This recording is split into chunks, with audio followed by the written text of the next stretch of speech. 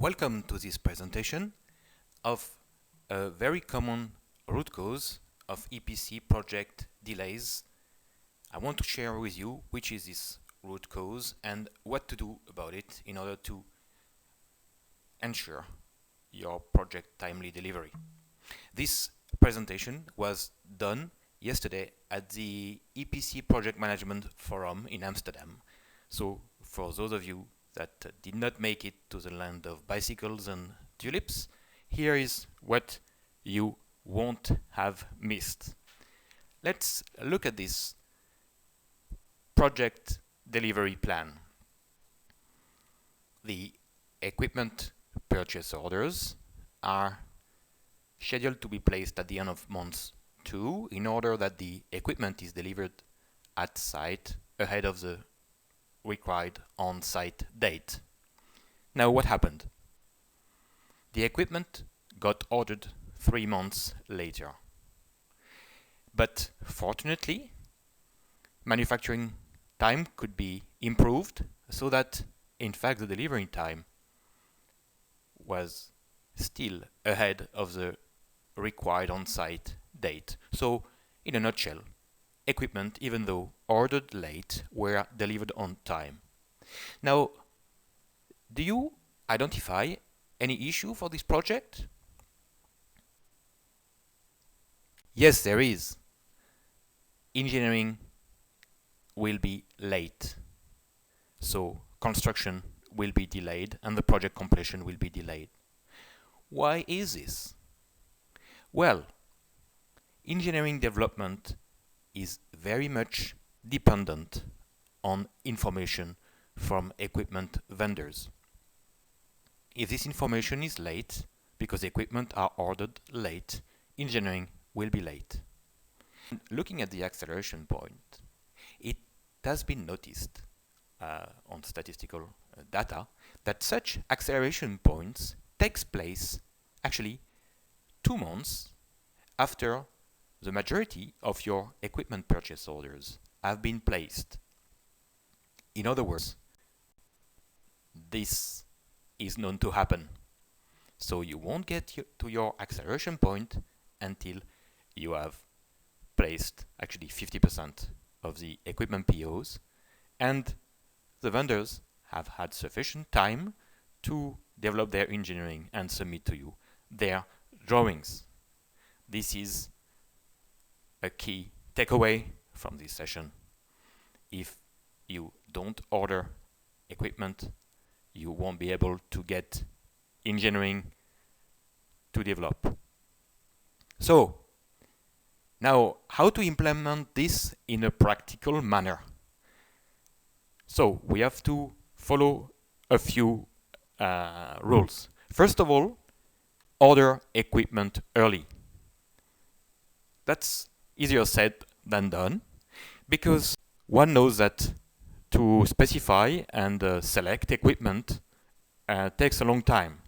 Because first of all, we must have the process specification frozen, and then the equipment mechanical specialist needs to produce a mechanical specification, mechanical datasheet, and to gather the input from all the other engineering disciplines, which is particularly true for packages. For instance, you need to gather information for instrumentation, requirement, piping, and so on. Then we issue the inquiry, we have the vendors to prepare and submit their bids, and then we review and clarify these bids in order to make sure they comply with the inquiry requirements, and then we negotiate the terms and conditions of the order with the supplier, and then we place the PO. All this takes time, and it could easily take, as most of you knows, 3 to 4 months. So, if we want to make this happen, we have to pre-invest in the tendering phase into these activities as part of early works. This, if we want to match the first requirement, which is to order equipment early. Now, that is not enough. Item number 2. I will not go into all the details of all these documents, but please, if you need this information, have a look in my publication, the Oil and Gas Engineering Guide, which has been revised last year in 2018. Don't go to Amazon to buy it because they don't have it. So go to Edition Technip's website here, and then there is a description with all the details you need to do just this. Define properly the requirements for the vendor interface documents. Right. So, and then you capture this in your material requisition, and you issue this as part of the inquiry. Now what? What is the next step? Well, it's a good thing to have requirements, but it's another thing to make them understood by the vendor and make sure it happens. So you have to review what is the work process of your supplier and to make sure he understands the requirements for the documents to be supplied, their timing and contents.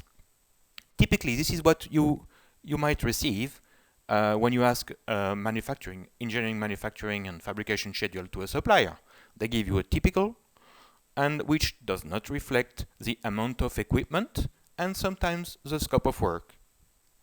So, for example, in this case, this is an inquiry for more than a dozen heat exchangers. And the supplier is required to guarantee the thermal design, not only the mechanical design. And the order is supposed to be placed on the 1st of July. And when the vendor submits to us such a schedule, first of all, it's not detailed enough, and he has just submitted a typical, but he doesn't understand that he really has to endorse the thermal design of all the heat exchangers, and then do the mechanical design, and then submit the drawings. So there is no way, first of all, he will start to issue drawings just the next day after the purchase order, and no way he will complete in 1.5 months. So you have to sit down with the vendor, precisely understand its work process, and make sure he will be able to provide the required information at the suitable time.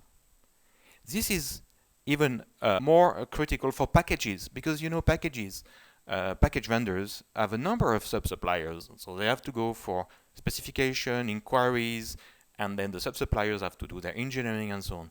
So typically, you will get some interface data very late. You see, 150 days. This is a markup that was done by a package supplier. And they just, they won't be able to give this information before many months. So you have to be aware that this is the most critical area, is for packages. Okay, fine. So what is the number 4? Once you have reviewed and agreed these requirements with the supplier, is to get them enforced. So you have to specify in your POs, you have to link the submission of the documents to terms of payments. But not only the first submission of the documents, which is the standard industry practice, but also the final version, the final certified final version, because without this, you won't be issuing an isometric. Right? Item number 5, you have to basically identify in your document control system these few documents and extract the status and closely monitor their status. Expedite submissions, both internal, because your people have to have a quick turnaround for the review of these interface documents, and then monitor their submission and revision by the vendor. Right? And then, what is the last one? Once you have monitored and expedite submission, is to proactively review and approve these documents. Sometimes this means not letting documents stay in Code 2 for several weeks, pay visits to the vendor, to have a meeting to review the documents and approve it on the spot. We have now come up to the end of this presentation. I hope you found what I've been discussing clear and easy to implement on your job. If this isn't so, please drop me an email. I'll show you how. And I wish good luck in your future jobs and timely delivery. All the best. Bye-bye.